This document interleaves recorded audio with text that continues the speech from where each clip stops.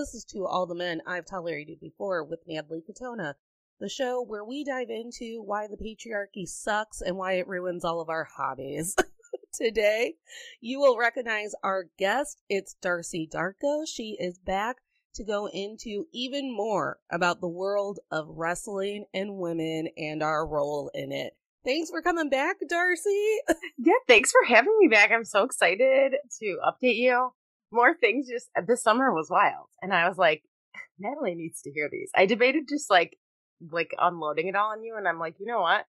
Let's see if she wants to do another episode. No, I love that when I get like a rogue text message that's like, I only hit the iceberg of all of the things that I'm pissed at. Would you like me to be on mic again? And I'm like, yes, always. That is the deal with the show, that if you get more pissed off, you get to come back. Yep. Perfect. Love it. Unfortunately, I wake up every day with the knowledge that we'll never run out of misogyny, no matter how many episodes I do.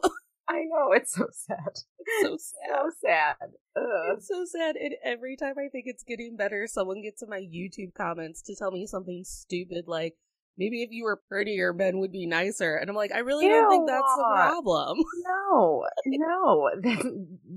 The problem is them being douchebags. Yeah. And one of the comment of the week this week was someone was like, why don't you blame God for making you look like a platypus? And I was like, well, number one, you're gonna have to be specific on which God, because I don't conform to your Christian God. Right. Number two, platypuses are adorable. Patty the Platypus was the most popular Beanie Baby, so why would I be mad? I love a platypus. And ew, I just don't get like why.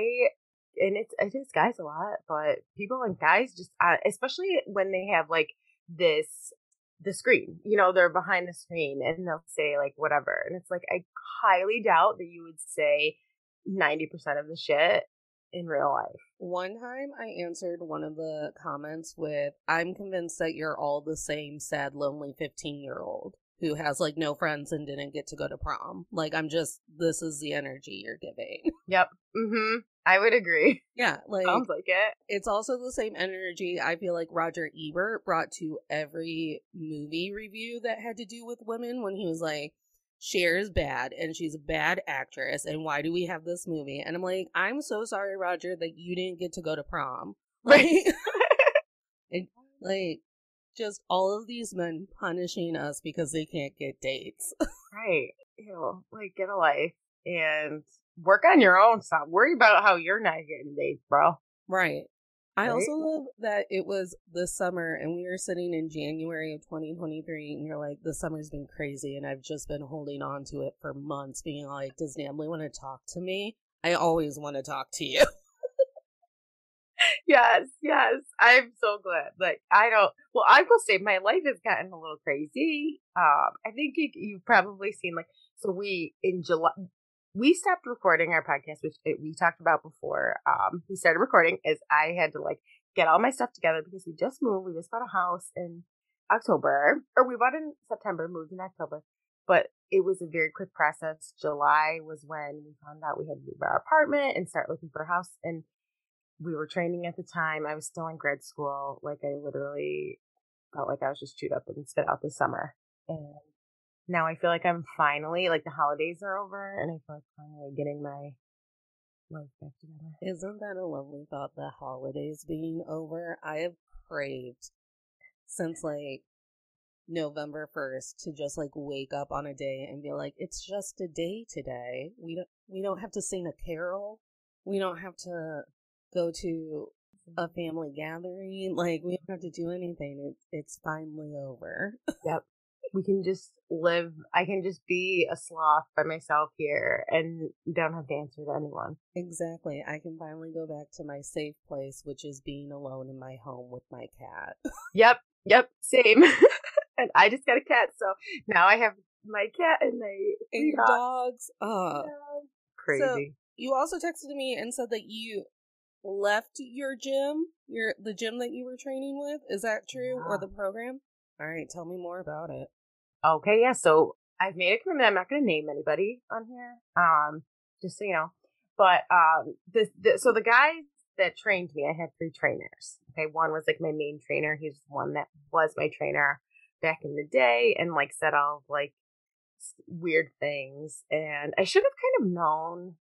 Why do we give men the benefit of the doubt? Honestly, I scream this on the internet all the time because there are a lot of TikToks and like posts where it's just like, I knew something was off and I still just like kept him around. I was like, the way that we will just forgive random white men and give them like the benefit of the doubt. Yeah, right? Like I was just like, okay, like whatever. So I started training. I think we recorded in January, February. Oh my God, it was like a year ago. Yeah. I think it came out in mid-February, I want to say. So honestly, it was probably coming up in here. I can't even believe it. Like how are we here? It's literally been like a year in the life. It's been a year, I'll tell you that much. Yeah. But okay, so a full-time we were training, just kind of doing shows here and there through May. May we started working full-time, or training full-time, because our trainers that we were working with finally, like, they started a school here and they were like, come work for us, whatever. So that was fine at first. Like I started like refereeing shows too at the time, and a lot of it, I would say, things really took a turn in June. Michael got injured, so like we were both training together. So he was injured, and the energy changed a lot. And just a reminder for everyone, Michael is Darcie's wonderful husband. Yes. He wanted me to tell you to say hi. Oh my gosh. He was so much fun, literally bitching about the royal family with me the last time I had to talk about the crown. Oh my God. If you get him on the royal family, he won't shut up. He like offends people. The queen died and he like kept going on. Well, he should have, because she was a colonizer. And and Prince William is probably also going to be a colonizer. And right? King Charles has always been ugly, and Netflix can't prove to me otherwise. So Yes. That's amazing. But yeah, so he got injured, and the big thing that was weird was they were pressuring him to still come to training. They're like, you still need to go, you can't miss this stuff. But they wouldn't drop the $150 price tag of training. Michael was like, I'm not paying $150 to sit here.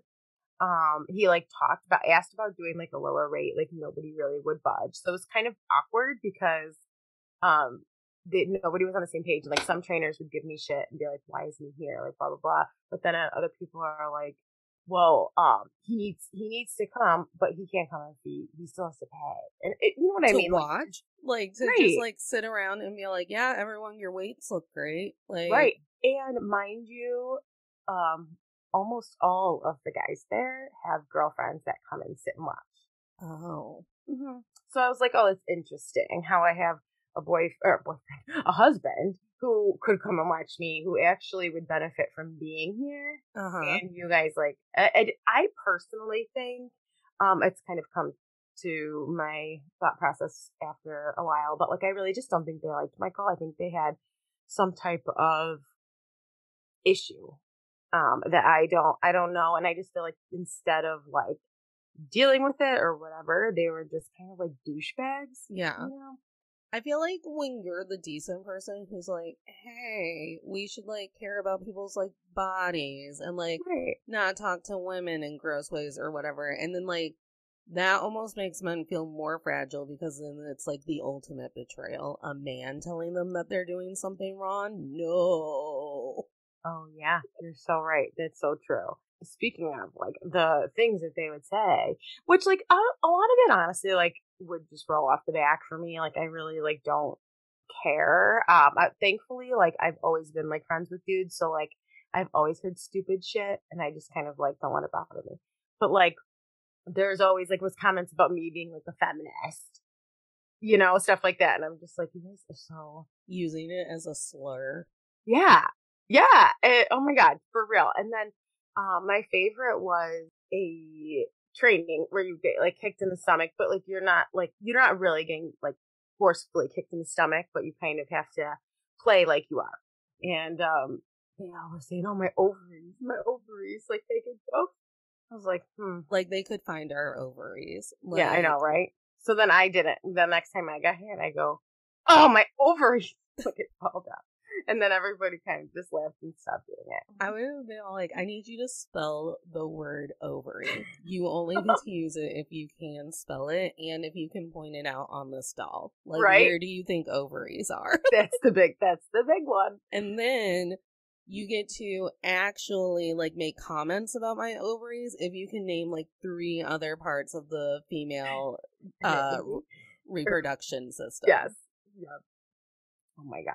So stupid. But there's other, like, comments and stuff that I'm just blanking on right now. Oh, you're gonna love this. So, like, the way they talk about women. Crazy. Like, and a lot of it, like, I really stood up in most situations, like, when I could. One time, like, we were all just kind of, like, sitting after training, like, just kind of, like, shooting the shit on their way out. And it's like, all of a sudden I'm clicking, like, every single female that my trainer has come across either wants him so bad, or they are just, what is it? They only talk to guys in the business that would further their career. Oh, see, and that's the thing. It's like the Ava Perón and Boleyn paradox, where it's like, we're either whores and we're hungry for your dick, or we're still whores and we're hungry for your, like, status. Yep, totally. It's mind-blowing to me. One of my favorite, like, female wrestlers right now, I shouldn't say, female on the independent scene, is this girl Jordan Grace, and she's like so muscly. She's like stacked. Like, she is a boss bitch, and I love her. And, like, I would, like, make jokes about her being like body goals to me, and, like, my trainer just, like, wouldn't say anything. And then he would one time he goes, yeah, she's, what did he say? She has a really, like, bad reputation for, like, being a bitch or whatever. And I was like, really? How do you know? Do you know her? Yeah, I go, what is he? Goes, yeah, only people that further in her career. And then I, like, was like, okay, I'm gonna do some research, and see, has anybody else ever said anything like this?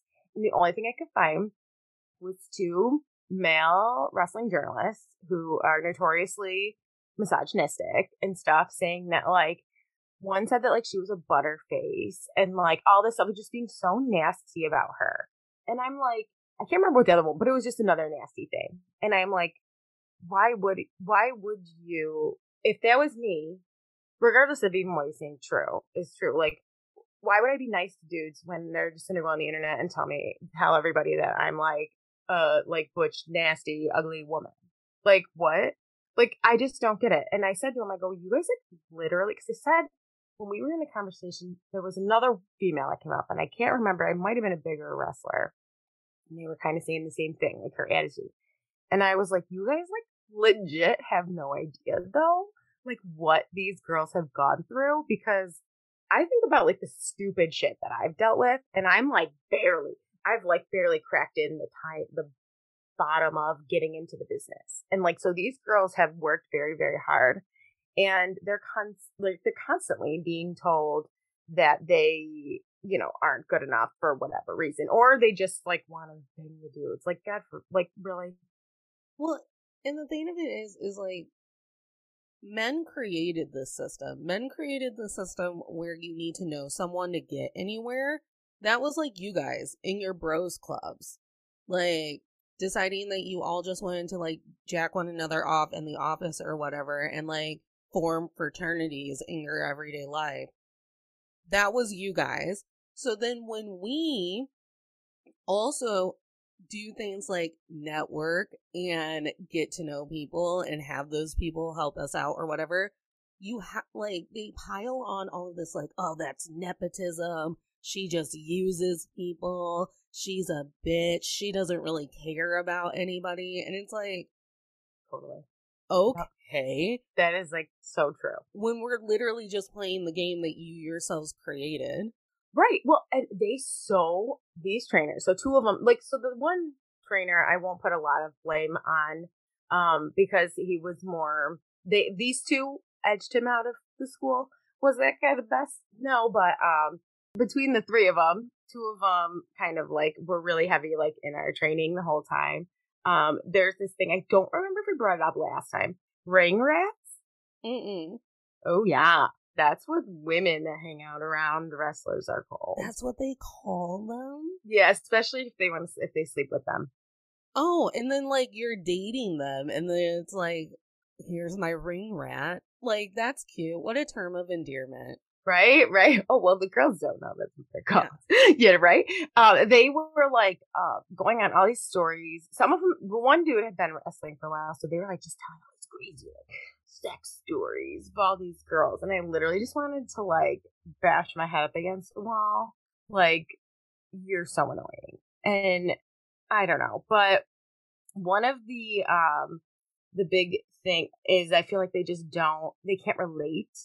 Like, I don't understand because they have like girlfriends and stuff, but like, I don't know. It's just crazy to me. Like, I don't like, you can't relate to like a woman's experience at all. Like, I don't. What always gets me about like sports and sports players or whatever, and how they will come up with these like gross terms for the women who want to sleep with them. And it's like, who is that more of a dick on? The woman who is hanging around being attractive to you, or you, the person who believes that only rats would want to fuck you. Like, Yes, I love that. like, who is this the dig on? Like, you're making fun of the women who want to fuck you. Right? Exactly. Like, Exactly. It's crazy. And like, God forbid, like, I definitely can see now how, especially on like an independent level, these girls can just be like fucking kicked to the curb if one promoter doesn't want them there. One big thing. So July was when things really, you're gonna love all this. When things really went crazy. So one big milestone in the wrestling world that happened in July was that Vince McMahon he had left WWE. He was kind of strong-armed out because of a settlement. Vince McMahon is a really bad man. He has been accused of raping women. Quid pro quo is a lot of what's going on. Like, the lawsuits came from, I think I got up to 4 women who had been paid off after, they left because they were forced or pressured to give sexual favors for their jobs, stuff like that. So that was part of it. I mean, he's also like, there's some stories of him being behind like a murder that one wrestler did in the 80s and like kind of covering it up. Like, Vince is not a good person. Oh, Donald Trump is like his best friend. Oh, yeah, like Donald Trump and Vince McMahon go around and murder women. So, rape women. Yeah, all that good shit. Nasty shit. I shouldn't say good shit, but you get what I'm saying. So, he finally leaves, right? And I'm like all over my Instagram, like middle fingers, like, bye, Vince. Like, can't wait to see what it's like without you. And, both of my trainers went to social media and made these like big posts about how we wouldn't have WrestleMania without Vince McMahon, and thanking Vince McMahon and saying how there's so many people saying like fuck him, but we wouldn't even have all this stuff without him, and blah blah blah. I was so pissed off. Remind me, because I know the name Vince McMahon. Was he one of the announcers? Or was he a wrestler? So he was never a wrestler. So his dad owned WWF. I think it may have even had a different name back in the day. And then Vince kind of took over, I want to say in the 80s. Well, yeah, like the 80s. He was an announcer. Or not announcer, a commentator. Yeah. So you would hear him like the old, maybe early 90s, you hear him a lot on there. And then he kind of took that, eventually took the TV role of like being in charge, but he was in charge like the whole time. There was even a female referee in, I think it was 89, who said that he like raped her, and she did try to press charges back in the early 90s. She lost her job and everything. You know what I mean? Like, nothing came of it. So like, to me, there's no excuse. Like, I don't even think like it doesn't. This does not justify. Well, and the literal lengths that people within a community will go towards to like make sure that the man on the top is like protected at all costs, where it's like, we wouldn't even have wrestling without McMahon. And it's like, really, wrestling's been around since like Plato. Like Socrates used to go to wrestling matches, so but we wouldn't have it. Right, exactly. Like it would have happened however it was. Right. There would have been no other crooked man to hand this like program off to. Like it only had to be him. Like Jesus Christ like crowned him like he does the Queen of England, like in charge of WrestleMania. Hey, you know what? It is kind of the same shit, right? There's like a crooked, cruel person like Donald Trump, McMahon, Cosby. And then there's like all of the people who support that person and keep their secrets. And I'm like, oh, all of the guys who watched R. Kelly groom Aaliyah until she married R. Kelly, you are also at fault. Straight to jail. Straight to jail. Mm-hmm. Oh my God, that documentary. Oh, that's a tough one. I only got through 2 episodes. I was like, I can't. I watched the whole thing. I couldn't. I was like, women, just please know I believe you. Like, I just can't. I know. I think I needed to, because I think I had heard, you know, like I was never like a huge R. Kelly fan by any means, but I liked a couple of his songs, and I had always kind of heard stuff, but never really paid attention or looked into it enough.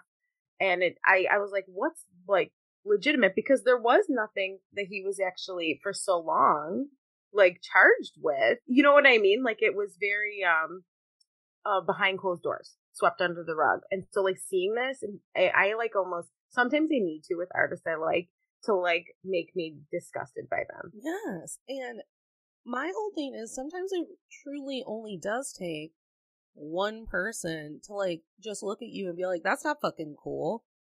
And if it's like someone that you're working with or like respecting or whatever, and they just look at you and go straight to jail, that's not fucking cool, then maybe you get your shit together.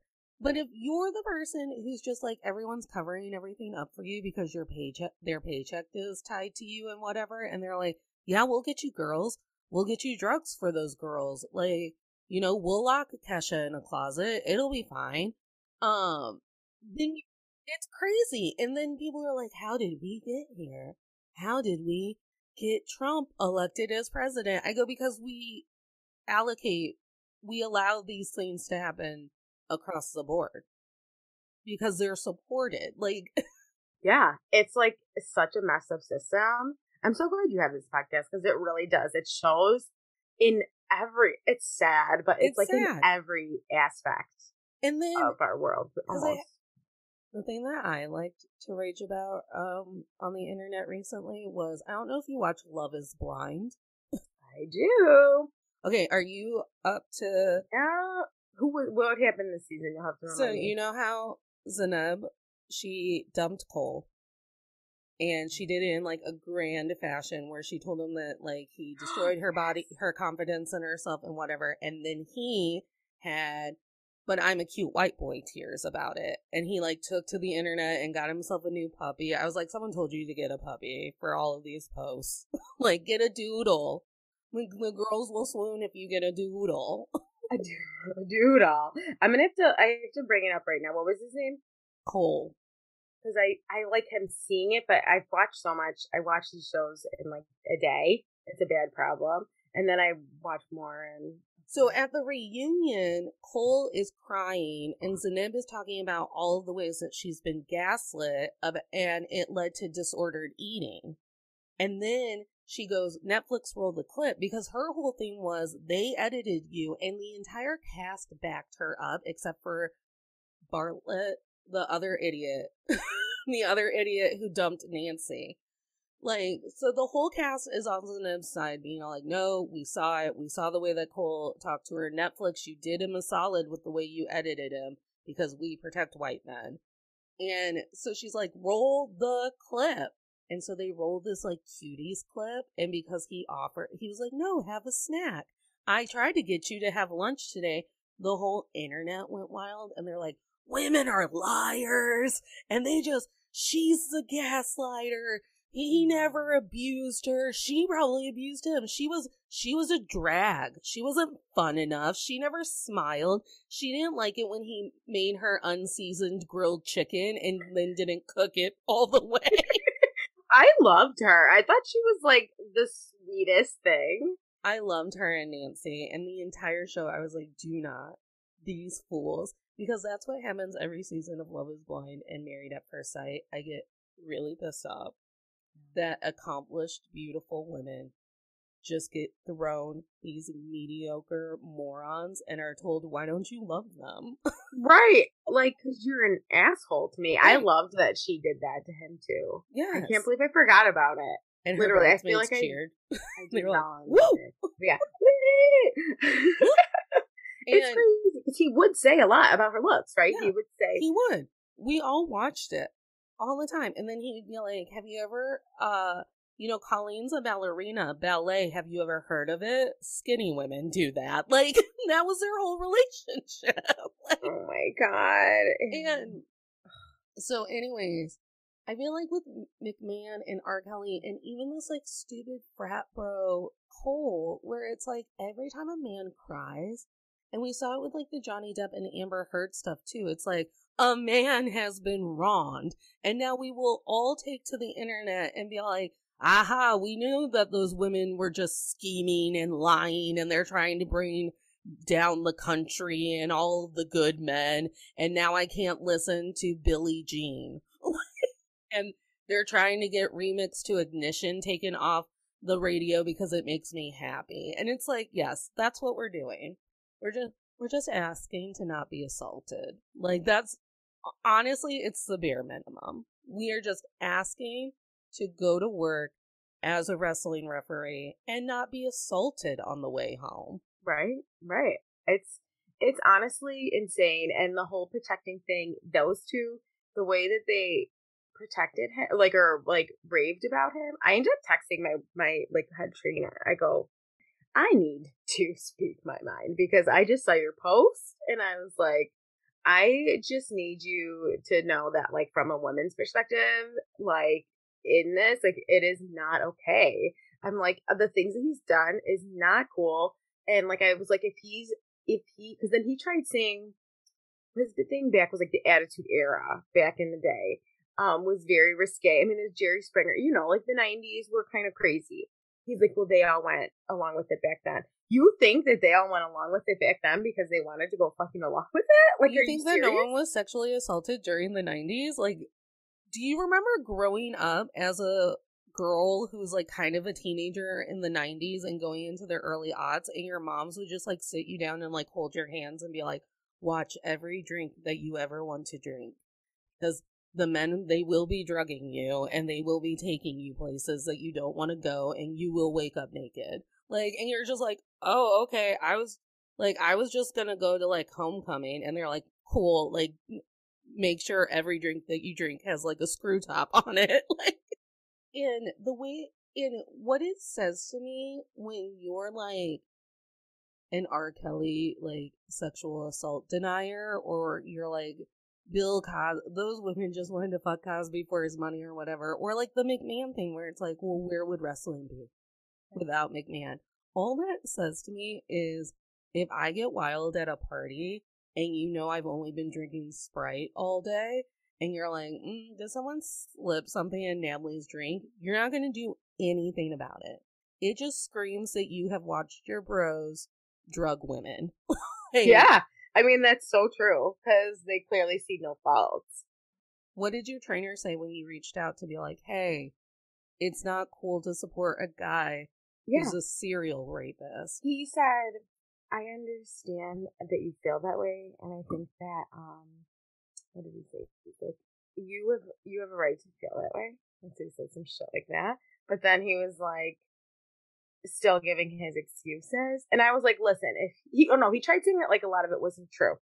And I was like, listen, if he was guilty of 25% of the things that he is accused of, those things are not okay. And like, he literally just like kept being like, whatever, but it gets better. So that happened. All these things happened like within a few weeks. So that was probably like one of the last weeks in July. So then we had a wrestling show that upcoming weekend that I was refereeing. And it was the first time I was working with female talent. So there was the women's match, and I was like, fuck yeah.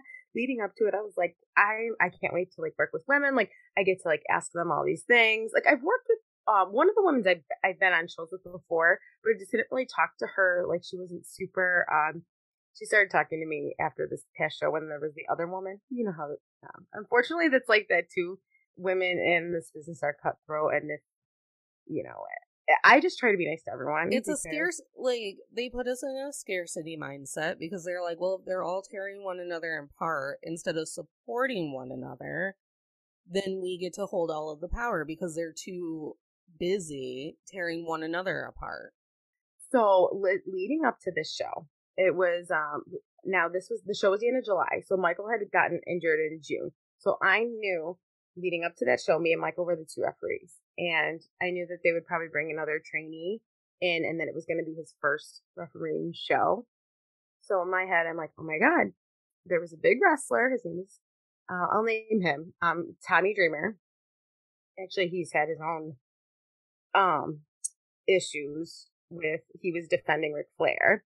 So it was kind of funny because like even leading up to the show, I was like, I'm not gonna, Tommy Dreamer really did. He came out, I'm not saying, I'm not excusing anything, but he did come out and apologize. He was like taken off his show for a while, and I feel like he has learned whatever. So like I was like, okay, I'm not gonna hold this against him. Honestly, I've been watching this wrestler my whole life too, like since I was 12. So I knew that he was wrestling with my trainers, and like leading up to the pay-per-view, it was just a local show. Leading up to the show, I was like, oh my God, like how exciting. Like I'm going to be reffing like somebody I've been watching forever. I'm going to be reffing my trainers, and like I knew who was winning, and I'm going to be holding up like hands with my trainers, and like what amazing moment. Like I'm going to have these photos, and it's going to be a thing for me, like whatever. I talked about it every day we trained leading up. So then we roll into the show day, and I get told, I said something, I'm like, oh no, before the show, I go, am I reffing Tommy Dreamer today? Because I was going to make a story about it, but I don't want to look stupid and say I'm reffing him and then not be. He goes, not sure yet. And I was like, that's weird. I don't really understand. No one knows there. What's written on a paper. Like, no, okay. So no one prepped for today. Oh, okay. Right. I think that the promoter didn't want me reffing it. And I just don't think, I don't think my trainer necessarily had a problem with it, but I think when push came to shove, they didn't want me there. So I get in, find out about the women's match, and I'm like, I knew that Tommy Dreamer match was on the fence. And I was like, I'm doing the women's match, right? And he goes, well, we did decide to put you on the women's match. He says, we almost didn't because we didn't know if it would be overkill having 3 women in the same match. Like, we're trying too hard. Those are legitimate, the words he said to me. So, like, effort. And, like, I always combat that with it wouldn't be noticeable effort if it was a thing that happened every day. Like, when people call me and they're all pissed off because, like, 2 ladies kissed on the Buzz Lightyear movie, I go, but you wouldn't be pissed off if it happened in every Disney movie, because it would just be something we agreed upon should be happening. Like, right, exactly. And it's like, I knew that this was the first time that they had a female ref. They don't have a lot of women's matches there. At first I was like, is this the first women's match? But it wasn't. There was a few before then, but they're not a lot. Like, they're not something that happens on every show. That was my 4th time working for that promotion, and that was the first time that women were on there. So I was like already like kind of like, I went into that show like very pissed off, like very like my energy was, I felt so like kicked to the side. You know what I mean? And I forgot to tell you that the trainee, that it was his first day training, his brother-in-law is one of the trainers in our school. So he ended up refereeing the Tommy Dreamer match. I was so embarrassed because like I invited my mom And my mom like does not like wrestling at all. Like she's not a fan. Like I feel like now that I'm older, she's like finally like, okay, I want to support my daughter. You know what I mean? And so like her and my stepdad came there and they did see the one match. They were late. They saw the women's match. But then I went and sat with them during the main event, and I was like, yeah, I'm supposed to be on it, like whatever. Fans came up to me after and were like, one told me that I should be on TV. And I was like, oh, you're so nice. Another person was like, this dude goes, yo, how pissed are you that they didn't give you the Tommy Dreamer match? Just like a random fan. And I just looked at him, I was like, I made like a joke, like that he knew, but like I'm not causing a ruckus, right? But so then after that show, I like was really like a lot of feelings like were going on. I ended up confronting my trainer the next day, and I said, so this is only a week after the Vince McMahon text combo, so like things are kind of getting like friction between us. And I was like, I really just wanted, because I was crying in the morning, like I never really like, I just got super upset about it because I was like, I feel like defeated, like I feel like I told him, I was like, I busted my ass that whole show. Like, I was like, I'm going to do my best if they put me on the main event. Because I didn't realize that was my 8th show and I never refed a main event. Michael always got them. And then it occurred to me, I said to my trainer, I said to him, I was like, I think no matter who else was on that show, there was no way I was refereeing that main event. I think because it's a woman and because I'm a woman and you can say whatever you want. Like he kind of like argued like back or whatever. But I was like, I just feel like a dick. Side note too. So the girl that I met, there was a girl from out of town. So there was a girl from out of town and then a girl that I kind of like met before. They were wrestling each other. And the girl from out of town, like I knew of her, like I kind of like followed her a little bit. And like we clicked. Honestly, like, we were doing our makeup together before the show, and like I was bitching to her about the Vince stuff, I was like, these guys, they don't not like whatever. She says to me, like she was so nice, it's so great the whole show. At the end of it, like she's like, if you ever need anything, like please reach out, like whatever. And I was like, oh my god, like I think I made like my first like girlfriend in the business, like how cool. I heard her talking about ring gear with my trainer. So maybe like a week after, I reached out to her and I said, hey, I'm just curious, like, all my trainers are dudes. Like everybody I work with is dudes. And like ring gear is important. And like, I am very like, I like to make sure all my stuff is locked down. I don't, guys don't have to worry about boobs. You know what I mean? So I'm like, I asked her, I was like, about who you go to and like if you have any suggestions, because I just don't want to go with the guys in case whatever experience. She goes to me. She is still to this day not opened the message, and I know it's because we were talking before then, and like it's that whole thing you were just saying, like this competitive thing, and it's like I don't really understand because one, I'm not even wrestling yet, and two, like it was just a suggestion for ring gear. I'm guarantee like. Even if she gave it to me that day, because I stopped training for a little bit, I wouldn't have even gotten to it. But like to me, it's just like, oh, okay, like, I get your vibe now. Like now, it's cool, like to be nice, but like when it comes to it, like you don't actually want to be my friend or help me out with anything.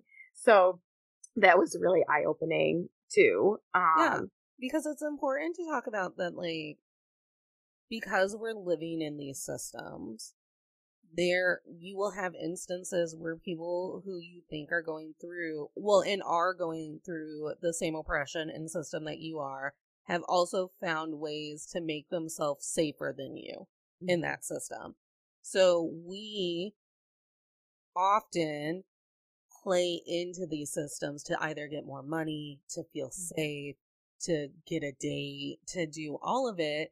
And I've just become really toxic and petty about it.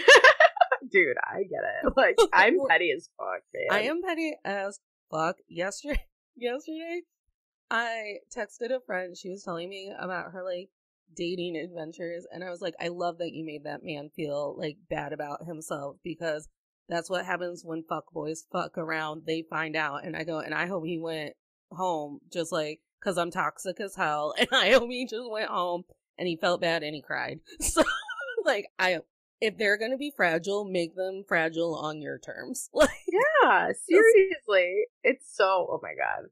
It's crazy. It's like crazy. it's like they just manipulate. And They so don't even realize it either.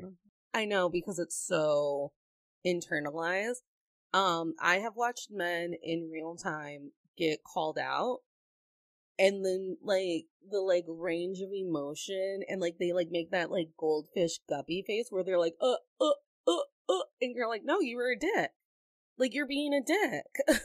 And then it's almost like a child where it's like the outburst on my dog, my little lunatic dog. If somebody does something she doesn't like, we call them outbursts. And she barks in their face and she's nasty and rude. And it's like she's a toddler having a temper tantrum. And that is how men are when they're called out. I'm going to start telling them, like, when I'm going to do what I used to do to kids, that I would babysit, nanny, or like teach. I'm going to be like, you can go stand over there, and when you're regulated, you let me know, and then we'll have a conversation. But I'm not regulating you. Like, no, I can't do this. Go do your circle breaths in the corner.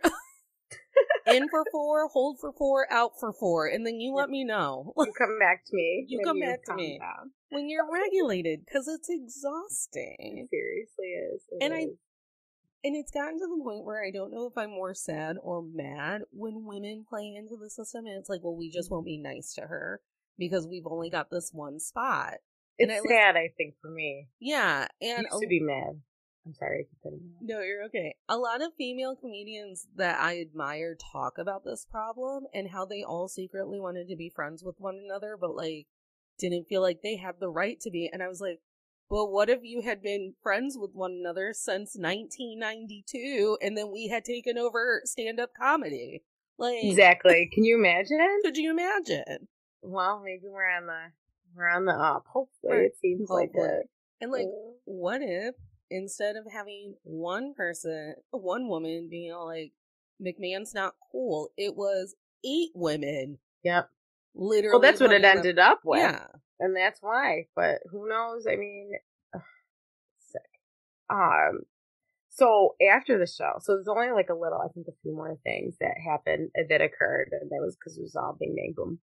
So after the show, I go back into training. So the show was Sunday. And I think it was Tuesday. It was either Tuesday or Thursday, and I didn't go to whatever. So if it was Thursday, it wasn't there Tuesday. And Michael had gone with me because he was actually out of work at the time. I don't remember how we got him there. I think I just said he was going. I don't remember if like he paid or I don't remember. But I was like, he's coming with me today. So he came there, and I'm not kidding you. Like, I'm not being dramatic. And the thing is, I know I can't even. I have not said this to any of them there, that this is why I left that day, but I left early because I walked in and we had like other guys like that are like assistant trainers who like are wrestlers and stuff and worked on that show. Every single person there went on and on and on about their matches with each other, how great the trainee did with his refereeing. No one said anything to me about any of the work I did on that show. And actually my head trainer, he wasn't there that day because I feel like he knew I was pissed, and I don't know if he didn't tell them yet or something. So like he wasn't there because I feel like if he was, he probably would have tried to like diffuse. But I literally sat there and like watched them all talk about how great and how much fun they had and all this stuff. The other trainee he got the picture that I wanted, posted it on his social media, and I was like, that's weird because you heard me. That pissed me off because I was like, he knew that was something I was really excited to do. So I kind of felt like it was like a little bit of a jab at me, especially because that trainee, I forgot to mention this, doesn't watch wrestling, like never watch wrestling. So like that wasn't a big deal for him. You know what I mean? And it was for me, and everybody kind of knew that. And so then also, on top of that, it just happened to be that I sat there for 45 minutes while they worked with the trainee, and nobody talked to me. Like, nobody worked with me. I was just standing outside of the ring watching. And I was just getting, like, it was just more and more, like, I was getting more and more pissed off. And I looked at Michael, I'm like, I'm leaving. I don't know. You can get the stuff together. And I told this was the guy that was being etched out. I had told him, I was like, hey, I'm leaving. He's like, well, what's going on? Was it something here? And I just didn't want to, because it would have been a whole thing. I was like, no, I'm just having like a bad day, whatever. He goes, he says to me, this is the nice thing. He says, Darcie, I know that you have been busy. He's like, but I really wish you would be here more often because you're doing really well. He's like, and I see early Mickey James, early Daphne, which these are female wrestlers that I like really like. He goes, I see them in you, and I think that if you were to put more, like, just because I really, in the summer I was doing like once or twice a week. I was just so busy. He's like, if you could be here more, I think you'd really grow as a wrestler. And I was like, oh my god, like, thanks so much. Like, I like I left feeling great. And then the other trainer followed up with me. I told him what he said to me, and I said, it was right before August, because I was like, August, I'm gonna come. I'm gonna be here. I'm done with school. Like, I'm gonna be there all this time, whatever. I'm gonna make it work, whatever. And he told me, don't listen to what he says. He's just blowing smoke up your ass. Oh, I love that. I love when we've been given genuine compliments about our work and someone gets fragile about it and they're like, it's a lie. The nice person was actually gaslighting you, not me. Right. I was like, oh, okay. Like, I felt like shit. Uh-huh. And then, so that it got to be like a little bit further. And, oh yeah, this is so then I go, I start talking about, so like, whatever, I let it go, whatever. A little while later, maybe a week, I text my trainer and I was like, hey, I got this theme song that I really think I want to do. Mm-hmm. And I didn't think it would work before, because I was going to do like a goth character. Yeah. But then I was like, I don't know, I think I'm going to do like a little crazier, like have her be more like me, like a little wild. And I told him, I'm like, this song is called Gross. It's by Princess Nokia. Yeah. Love it. Banger. And I made him listen to it. I knew he wasn't going to like, because he's like crap music. But in it says, the words are, bitch, I'm gross. I'm grosser than you hoes, and it shows. I got stains on my teeth and my clothes. I sleep on the motherfucking floor. Whatever. It's like funny. Like, to me, it's like trash. That's me. Love it. He listens to it. Number one says that. He goes, it sounds terrible. Like, if you ever listen to it again, we're like, I'm not training you. Like, joking, but also like, and then he says, and you can't have that as your song. And I was like, why? He goes, because it says ho. He goes, you'll get canceled. I go, in my head, I'm like, this one, I was literally like, this dude is so stupid. He doesn't even understand why people get canceled. Women saying ho, a female rapper having ho in her song is not something, it's not like she's using it derogatory at someone. It's not like, and even so, that's not like, what is going on in your brain? And like, to me, it just felt like he was shooting me down. And then he said, now mind you, in June, he had told me and the trainee to start looking for ring gear because we'd be ready for squash matches, which is basically you're putting someone over, you come out, they beat you in like 2 minutes. So you don't really have to do a lot, but you're getting exposure and getting practice. He had told us that in June. So then in my mind, it's August and I start bringing up songs and then he says to me, and because I was told in November I'd be starting to wrestle. He says, Darcie, you should not be doing this because you are nowhere near ready. So this should not be a concern of yours. And I like immediately just like so beat up. Like I felt like, okay, like what the fuck do you want from me? Do you know what I mean? So like, but yeah, I don't know. So at the end of the day, I was like, you know what? Fuck this. And like, I still wasn't all the way out. And so ultimately what ended up like stopping trading was, in August, Michael had mentioned something. Oh, yeah. He said something to our trainers. Or no, it was for September. Because September was, I think, the first month that I wasn't training. And he had said, I know that we're both, like, not training right now. A lot of it was because we were buying the house. There was just financially in time. I was like, I need to take a break. My mental health. Part of my mental health was from them. You know what I mean? Like, I was like, I need a reset, So we were like, we're taking a break. At the time, it was just a break. And Michael had said something like, hey, we're still available to do, refereeing. Like, we could ref anything. We still want to like be involved, like in any way.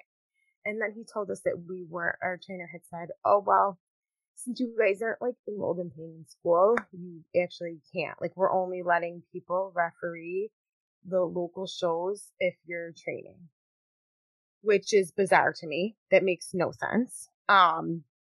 To me, that to me is another reason, like another thing you're showing us that you just don't. I think, like, you don't like us. You don't want to. I have to like anymore. Pay to work for you. Okay. Yeah, like that makes no sense. Like, what trainer would do that? Like, in my head, I'm thinking like you would be normally. I would expect trainers would be happy to see somebody still wanting to like put the work in and other aspects, you know, and like because they understood what happened. Like, we were kind of forced out of our apartment. Like, it happened very fast, and it was a lot of like bullshit. But like it was just, I felt like, oh, you guys like don't give a fuck. You don't give a fuck about us. So then Michael ends up, we met this guy through like Instagram and stuff, and I think maybe at a wrestling show before Michael may have met him. But through this company, XPW. I'm not crazy about this company has a lot of its own drama. I personally don't go there because there's a whole Dark Side of the Ring episode on XPW if you're interested. It's on Hulu. And that'll give you some background on my perspective on it. But Michael and another one of our friends, one of my girlfriends started dating a guy who does deathmatch wrestling. It's not like a lot of people in the wrestling world like look down on it because they use glass, so it's very bloody. It's just like an underground kind of thing. Like, it's fun, whatever. And he started refereeing. He got offered to referee there. And like, we brought it up to our trainers, and they were basically like, we won't be represented by that. And if you go there, like, you can't come back to school. Yeah. And like, Michael was asked, the promoter had asked him about a different wrestler or some wrestler around here who I didn't realize was still training because he's done a shit ton of matches, that had done death matches before. So Michael had reached out to him, and was like, hey, XPW is doing a show in Rochester, and, you know, they're looking for people if you're interested. And this dude went, I forgot to tell you, there was another thing with our school too. Right when I left, conveniently, I left, my last day was the same day as that guy that was etched out. It just happened to be. And then they kind of were taken over. They had another person come in from a different wrestling promotion around here. So now there's two promotions working together for one school. And that was kind of where this friend we had met was training under the other guy who kind of came into our school. Do you know what I mean? So when Michael asked him, he told his trainer told ours, and they like ripped Michael a new asshole, and like they were like, this, because death matches are illegal in New York. And like, I get it. Like, I mean, like, in a way, like, I understand what they're saying, because like wrestling, a lot of wrestlers think like deathmatch is just like dangerous and stuff like that. But in another aspect, like, there is ways to like do it. There's a lot of people have done it really well. And I think they just look down on it ultimately. But yeah, so they ultimately were basically like, it was bullshit because they took all of our local opportunities away from us. And then also blocked you from doing anything else. Yeah, they said that we weren't allowed to take any of our own bookings. And because we're not in school. And I was like, but I mean, I told him, I was like, I understand 100% if I was trying to wrestle a match, because I'm not fully trained and that would be dangerous. I agree. But we're refereeing, and I'm also moving into managing now because I don't want to get stuck as a referee. And in this way, I can still practice like my character and getting comfortable in front of people. So I'm going to do managing and like valeting, which I have no doubt that I can do, because I can do maybe a third of the in-ring work. So it's all, a lot of our managers can't do anything, you know? So, and then I can eventually get back into the ring. It's one of those things where it's like, not only did you like edge me out of your practice, but because you have the monopoly on the thing that I want to be doing, now I just don't get to do it. So it was either like continue to be shit on or just not do it. I got really, really lucky. I ended up, I don't even know how I got to talking to her, but well, this girl, Casey Cattell, she is actually, she was a woman to hold, I think the first women's ICW like champion. She's a deathmatch wrestler. And she just watching her this past year, she was fucking amazing. And I became a big fan of hers, but then also we found out that we both love reality TV. We have like similar music tastes, and there was something else that's funny that we had in common. So I ended up getting talked to her, and I think like right when I was leaving my school, I think I had reached out in some way and was just kind of like, how did you get into deathmatch it? Like, how did you get here? Because I knew that she wrestled before. And she had a story where kind of similar, like she's like, I was at a wrestling school and I learned everything. She goes, but they did it. I felt like they were trying to make me into something that I'm not. And she's like, and I kind of just like fell into like the deathmatch world. And then like the more Michael started, so he did that XPW show, which was great because then he got into a few other promotions around here.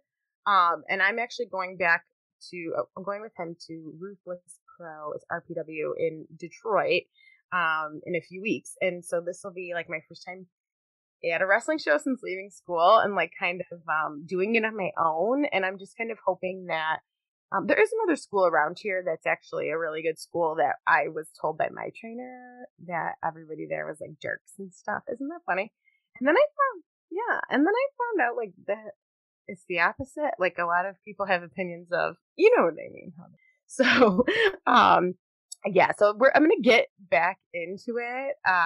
Right now I'm on a break. I'm going to do managing and stuff. And I'm really excited because the promotion that we're going to in Detroit is actually, they're very big into like giving everybody an opportunity, like, LGBTQ, anything like they're very open and they do not have any like discriminations on stuff like that, which I really love. That's what I want to be in. Like, I'd rather be in a place like that might have like this underground grimy tone to it and have fun. Because it's ultimately, I was like, you know what? I did this to have fun. I didn't do this thinking that I was going to be like WWE Women's Champion. So like, why am I putting all this pressure on myself? So I'm going to have fun in the deathmatch world. Good. And I don't know if I'd ever do one, but they'll let you play your rap song. I love that. If you play Ho, we're getting canceled. Meanwhile, I'm over here knowing every word to Girls in the Hood. Right, exactly. Exactly. I'm like, what is going on? It makes no sense. It just, to me, it's just showed even more how clueless it is. And like how we reclaim language and we use it to make you feel stupid. Like, yeah. Well, that was a whirlwind. You went Do you through see a lot. now why I was like, I gotta get it out. You went through a lot. And it wasn't even, because I think like your last episode, it was like, guys are just gross and they're gross to hang out with. And I was like, for sure. And like this time it was like targeted and it like felt planned and it just, it was truly, you were in a system that was not going to work out in your favor. So I'm glad that you're done. Yeah. Thank you. I'm happy. It was scary because I had this like, I had known this guy, like you said, the in. Yeah. He was my in for 10 years. And I, almost 10 years. And it's like, I think in the past I was like, how else am I going to do this? And now I'm like, dude, I don't need you. Yeah. I don't need you. And I can do my own stuff. And, he says, he's like, I'm not. I remember like the last thing I had kind of said to him was, I was like, honestly, the way you've handled everything, since Michael stopped training, since I told you I needed a break, have been very eye-opening, and I'm done. And I just, I think we give people the like gift of the benefit of the doubt the longer they've been in our lives. Yeah. And through like the last 3 years, I've just had all of these like eye-opening experiences where I'm like, I'm sorry, what? What did you just say? That's not like, that's not cool. And it like pops up in the weirdest ways, like, well, like making fun of the Bros movie and that we would have a movie about two gay men falling in love. And I was like, I watch boring straight people have sex all the time. Right, exactly. I just don't, like, there's enough stuff for you. For everyone. Yeah. Everything. There's enough stuff for straight white men. All of it. Yeah. You have it. Let it go. Enjoy. I feel like you said, I feel like things are changing, and that's why everything is so volatile right now, because I have this like running joke where I'm like, I just feel like all of a sudden, one day, all of the white men who had been hiding how fragile they feel woke up and realized that like we had chinked off a bit of power, and it was like one too far, and now they're just like enraged. That's so true. And they're just like throwing their dog tantrums like your puppy, just like, yeah. And I'm like, why is this every interaction I'm having with you? It's so irritating. And honestly, I'm so glad though that we can talk about it, and like that it's like, because almost like it was normal for so long. Like before 3 years ago, I don't know that, I mean, like I knew obviously, but like I didn't put as much thought into it. I didn't think things would change. I didn't think how much everything was controlled by these types of men. Well, and I think, because we talk about this, Jules and I, all the time on Still Comfy, because we revisit a lot of our favorite like 90s movies. Like yesterday I watched Minnie Driver's Beautiful movie, which is a movie about her being a beauty pageant queen. But she's also a teen mom, but her friend raises her daughter for her so she can continue to be a beauty queen, because you can't be Miss America and have a baby. So I'm watching it, and another podcast host mentioned that like I was watching all of these movies growing up about women who came together in like partnerships or like groups of 4 or whatever, and they were living in an awful system, and they were like, but this is how we get ours. And I assumed that that's how it was going to be. Yeah. But then all of a sudden something shifted, and it's like, no, I have to be in charge of getting my own, and you can't be involved. Because if you're involved, what if you get part of it? And it's like, no, we need to go back to that 90s good time feeling. Right. Totally. Well, let's do our 2 traditions so you can watch a football game. Thanks. Perfect. What is the lasting message that you want to give to people? Like, this is my life lesson. Take it from me so you don't have to live through this. Be yourself. Know your truth. Speak your truth. Sometimes it's really uncomfortable. Sometimes you don't have the support that you think you're going to have, but the right people will follow you. And eventually it's kind of like, what do they say? Like, your group, you know, you attract, what's the saying? Like, the people around, whatever. I think it's what my lesson is. It's like when people show you who they are, believe them, and believe them the first time. Yes. Yeah. Like, yeah. You know what? That's it. Because I think that sums up your story in like all of it, where it's like these guys kept showing me who they were, but I was convinced that they were the only people who could like support me in this, but they weren't supporting me at all. No, totally. And like, I'm proud of myself for like standing up to myself. And like, I think like, I definitely am scared to go to a new promotion, and like part of me knows that when the day comes I might get scared and try to back out and stay home. But I really am going to try. I really want to like force myself to do this, because I don't want to, I'm really big into horoscopes, and my horoscope has been telling me in my CoStar, or no, my Pattern app, if you're into astrology. Ooh, I never did sanctuary. I'll look into it. Pattern is really fun. Pattern's fun. But it keeps telling me that I am letting fear hold me back. And like, I just try to remind myself that, and like 14-year-old me who just got into wrestling would be like, what the fuck are you doing? You have an opportunity, go. So yeah, that's where I'm at. So in the days leading up, if you start to get nervous, or I'll just do this because it'll be fun, I'll read your tarot for the new opportunity. Perfect. Like, we can just get on a Zoom call for fun, and I'll just read your tarot, and I'll come up with a wrestling specific spread. Perfect. Sounds wonderful. I'm so down. what are you hoping for for the future? Like, what is the energy that you want to put out there that, like, this is the hope that I carry?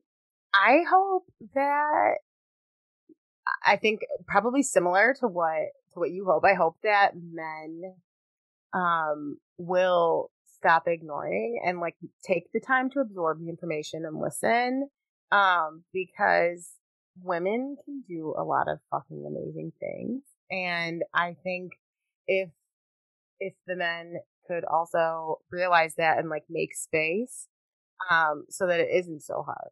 But if not, I mean, the way I just think keep going, keep trying, don't let these fucking dudes knock you down. Yeah. And I think my hope is that we continue to move forward, dismantling all of this gendered rhetoric that we were just fed because, like, Christian dudes got bored and wrote it in a book.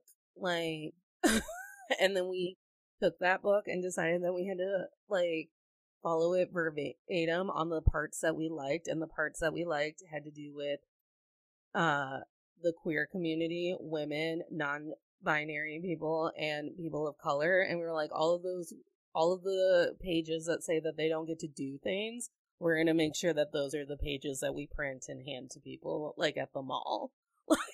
So I just hope that we start moving, that as we move forward, dismantling all of this, people become more open and accepting to it, because we're not getting more gendered, we're getting less gendered. Like, we're starting to, like, break that down to where it's like, it's not a male female thing, it's not a gay straight thing. It's like, we're literally just like humans who aren't thriving because of capitalism, and the only way that that's going to change is if we let go of all of the bullshit that we've been taught.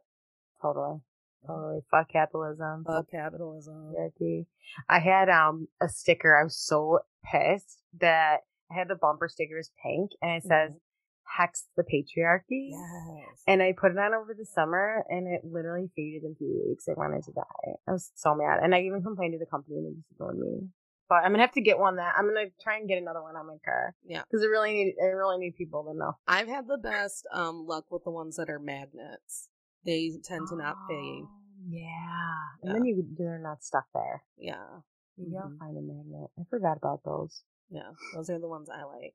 But make sure and remind the tolerators where they can follow you and support you. Yeah. In case we know that your matches are coming up and you're trying to be nervous, and we can be like, no! Oh, thanks, Natalie. Okay, so I'm on Instagram as Darcie Darko. It's DarcieDarko. And also I think we were just starting our podcast when we recorded last year. So my husband Michael and I, we have a podcast, the Super Kick Party Massacre podcast. It's a horror and wrestling. So it's a combination of Super Kick Party is a wrestling term, an AEW for the Young Bucks. I love that team. And then the Slumber Party Massacre is kind of where we put that together. I believe, we're on Twitter, although I'm going to be honest, I haven't been on my Twitter in a hot second. Well, Twitter might be gone by the time this episode honestly airs. You're probably right. But it might just be like Elon Musk and a bunch of white supremacists. So yeah, let's not go there. I'm not even going to put it on. I honestly just can't. I can't do this. Just of course that came up at the end of it, right? But then on Instagram, we are the Super Kick Party Massacre. The podcast is on Spotify and Apple and Libsyn. But I will let people know we have not recorded since May. Our lives got, as you can probably expect from this, got flipped upside down, but we actually just got my podcast up after this, and we both agreed next week we're going to record and get an episode back out soon. So hopefully by the time this is out, we at least have an episode. Yes. And there are already episodes posted, so just go listen to those. Yes, this is true. Come on. I'm excited for you guys to get started again. And I'm excited for life to be a little bit calmer. Mm-hmm. And on the day that you go to your new wrestling home, text me because I want to know how it went. I will. And I want pictures of the kitten. Yes. I will send them ASAP. She's fucking awesome. She's fucking awesome. I already know. Like, I already know. Yeah. And Tolerators, I put a handy dandy little ad at the end of every episode about all of our socials, so I'm not going to do it now because time is precious. But thank you so much, Darcie, for being here. Thank you for letting me into your story and letting me support you because you were meant for badass things. Oh, thank you so much. Thank you so much for having me on here. I really love your show. This is so fun. And remember out there, tolerators, you don't have to smile through anything you're tolerating, including a group of people that you thought had your back, but you also know deep down that they would watch someone drug your drink. Smiles are for joy.